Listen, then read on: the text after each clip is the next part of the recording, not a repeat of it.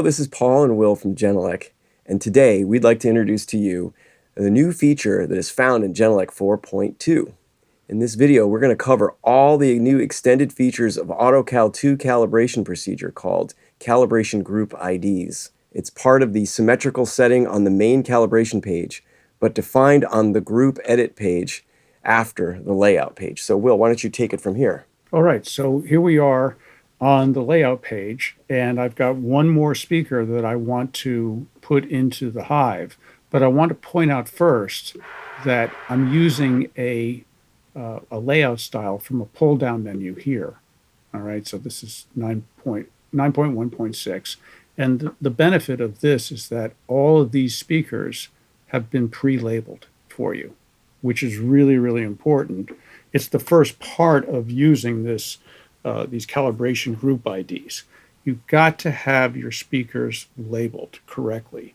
Otherwise, when you get to the grade report, if you have many different speakers sitting on the right side or the left side, well, they might have a predefined calibration group ID, but like in our room here, we've got a bunch of 8341s that are on the right side. So without a proper name, when you get to the grade report, you're going to be wondering which speaker it is you're looking at. So the best thing is to always use these layout styles if you can, and then you just drop that where it needs to be.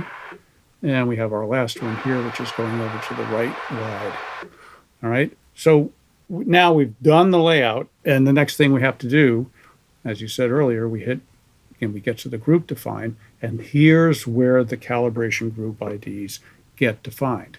Now, before we go a little bit further, let's understand a little bit about symmetrical EQ. Symmetrical EQ works in pairs, okay? And below 300 to 500 hertz, the equalizers are set individually. And the reason for that is even in a very, very well done room, low frequencies can be a bit unpredictable. So we'd like to zero in on those. But once you get above 300 to 500 hertz, the symmetrical EQ will then assign the same EQ to each of the speakers that are in that pair. And we feel very confident about that because the waveguide technology pretty much ensures good dispersion unless you happen to have, some object which is nearby the loudspeaker itself. And if it's too close, then chances are you don't want to use symmetrical EQ anyway. But in fact, what you'd rather do is try to get the speaker away from that object.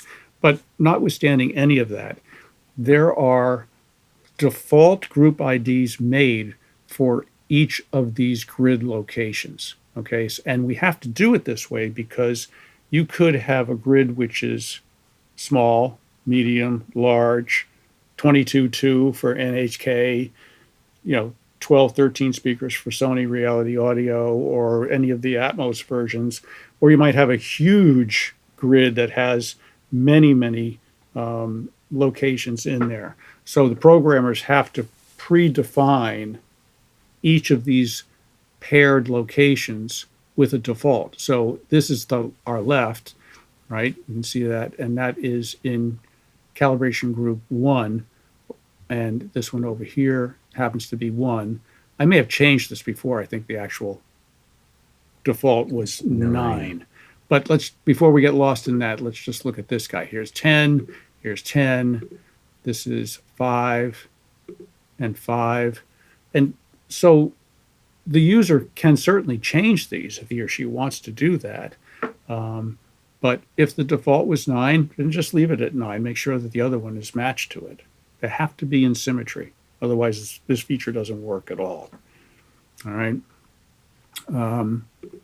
So once you've done this, now you have a great way, because the speakers are labeled, they have their calibration group IDs defined. And then when it comes time to read your grade report, everything is nicely organized. And 50% of engineering is documentation and good documentation. So if you can get things organized correctly when it comes time to reading that grade report, everything is much easier to digest. So far, so good. So far, so good. It's really a great feature that was brought into it. Now, you could, if you wanted to, here's my center speaker, and it has, a default calibration group of 0. I could include it here as a trio of speakers that would get the symmetrical EQ, but I'm not sure that that's going to be a good idea because the center speaker is in its own physical location And typically looks nothing like the left and and right. typically doesn't look anything like the left and right. So, but that option is there for customers if they want to experiment around with that. But Calibration Group IDs is a great new feature. Now, on top of that, we also have these subwoofer IDs, and the default would be 0. I'd pre-done this earlier, but the default would be 0. And the whole idea here is if you wanted to put them into a group ID, and you can, a subwoofer group ID. And so what happens here? Well, this now is something that had to be dealt with manually before. If you have 2 subwoofers or 3 subwoofers or 4 or 5, and they all are reproducing the same channels or channel, if somebody has multiple subs, that's reproducing the +10 LFE channel. Then once the calibration is done, if there's 2 subwoofers involved, then it will truncate their outputs by 6 dB or whatever needs to happen given the calibration results. But again, if you're using one subwoofer for left channels and one subwoofer for right channels, then you would not want to put those in the same, because now there's no channels that are being shared between them.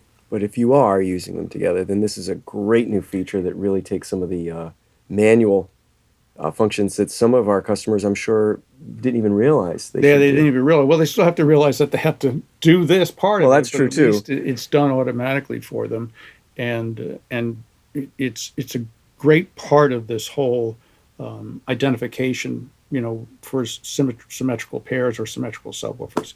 So it's really nice to have included in 4.2, and it's a great association with the GRADE report as well.